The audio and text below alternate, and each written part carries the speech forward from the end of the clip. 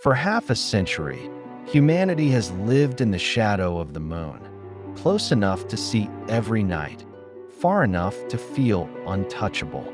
The footprints left by the Apollo astronauts have remained undisturbed for more than 50 years, silent reminders of an era defined by political rivalry and technological daring. But now, in a time when space is no longer the exclusive realm of governments, a new contender is preparing to return us to that dusty surface. SpaceX, a private company once doubted for even attempting to reach orbit, now stands at the center of NASA's most ambitious program since Apollo, Artemis. Its mission is simple to describe, yet almost impossibly difficult to accomplish. Carry astronauts to the moon aboard a reusable lander called Starship. But while the idea is simple, the path toward it is anything but. The world imagines the moon landing as a single dramatic moment. Engines firing, dust rising, astronauts stepping out into the weak lunar gravity. But behind that elegant moment lies a colossal web of engineering challenges, political pressure, technical delays, evolving mission plans, and a fragile partnership between NASA and the private sector. The truth is that the moon landing is no longer just a space mission. It's an experiment in how humanity explores the cosmos. So tonight, we peel back the curtain. We look at the contracts, the technology, the setbacks, the growing pressure, and the reality behind the spectacle.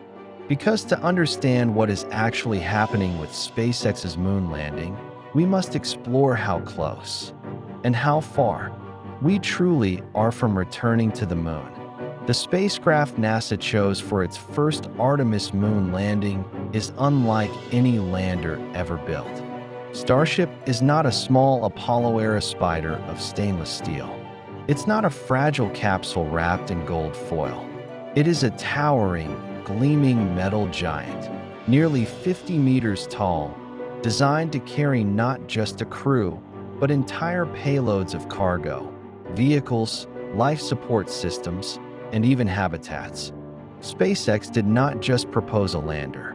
They proposed an entire lunar infrastructure system, a lander that can be refueled, reused, relaunched, and redeployed. A lander that could deliver not just 2 astronauts, but dozens. The promise was revolutionary, a logistics platform for the moon, not just a one-shot flag-planting vehicle. But its size also introduced unprecedented complications.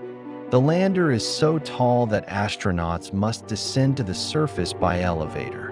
Its engines must perform precise burns in low-gravity vacuum environments never tested before.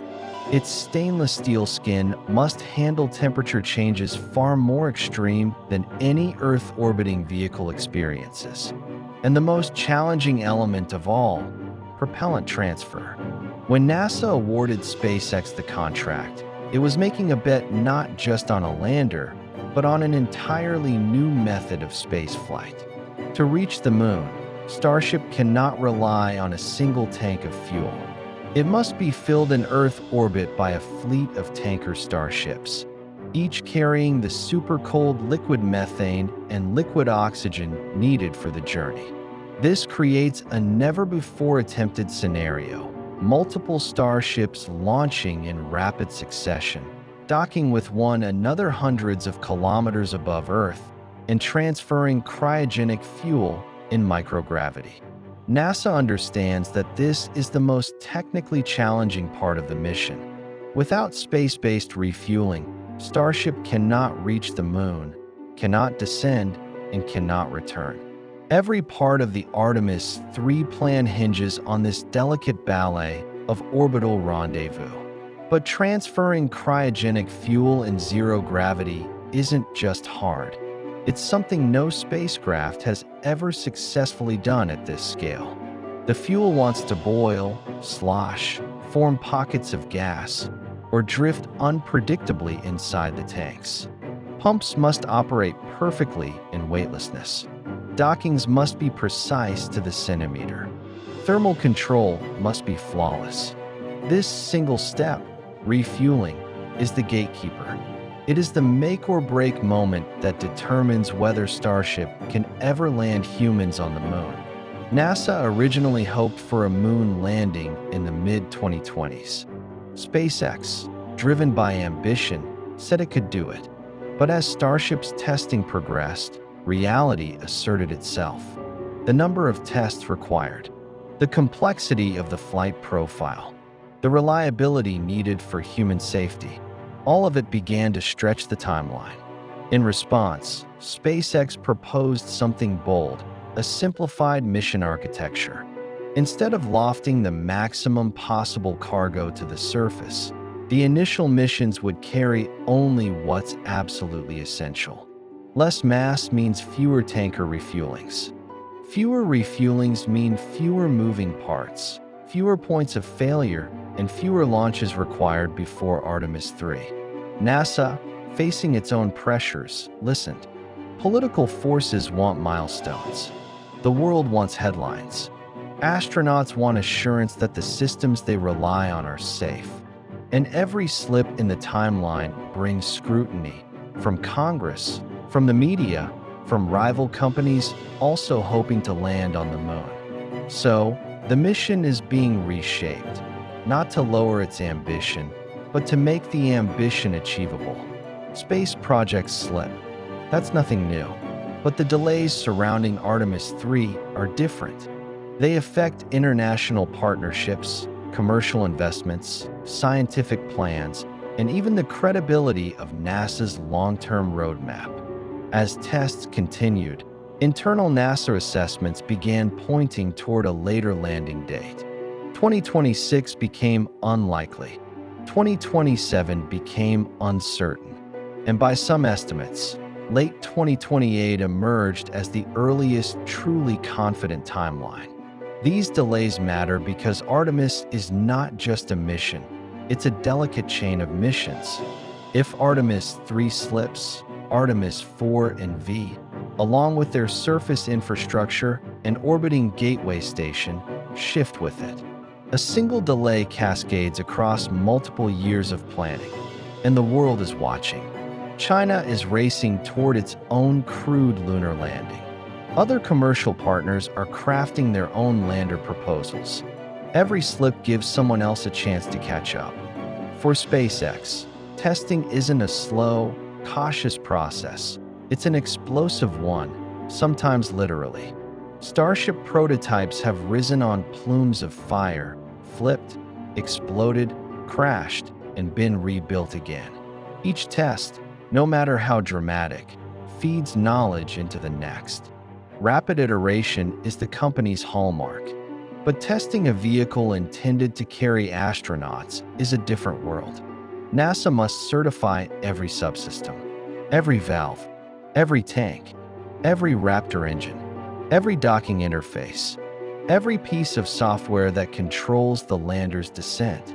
Every score on every checklist must be flawless. NASA has tested the Starship docking hardware, ensuring it can connect with the Orion capsule in lunar orbit. Astronauts have tested the onboard elevator, practicing how they will ride down to the surface. Engineers have tested cold start engine burns, demonstrating that Starship can restart its engines after days drifting in space. Progress is real, but the mountain still looms. NASA put its faith in SpaceX first, but not exclusively. Other companies have been developing their own landers. And as SpaceX's timeline stretched, whispers began to spread. Should NASA let other competitors bid again? Should the agency hedge its bets, diversify its risks, and reduce dependence on a single, enormous system? That question rose high enough that NASA formally reopened the door, allowing additional companies to compete for future landings. That doesn't remove SpaceX from the Artemis 3 mission, but it places the company in a new environment, one where it must deliver not only on its promise, but on its timetable. With every test flight, every milestone, every minor success or setback, The world evaluates whether SpaceX will keep its lead or lose it. If Starship succeeds, it won't just land astronauts on the moon. It will change the economics of lunar exploration forever. It will enable giant payloads, modular surface bases, mobile habitats, science platforms, and supply runs at a scale never seen before. It could make the moon a place we visit regularly, not once per decade, but once per year, or even once per month. And beyond that, Starship is part of SpaceX's Mars architecture. Every test, every refinement, every mission to the moon builds toward a larger goal, a future where humans are a multi-planetary species.